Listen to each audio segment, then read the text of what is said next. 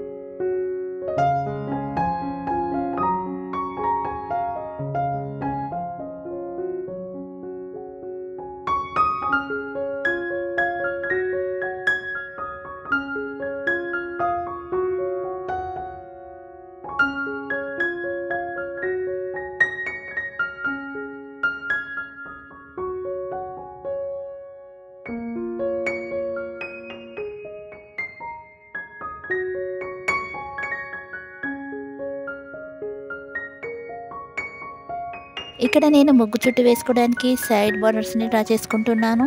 మీరు ముగ్గుకి 4 సైడ్స్ ఈ విధంగా సైడ్ బార్డర్స్ని డ్రా చేసుకోండి.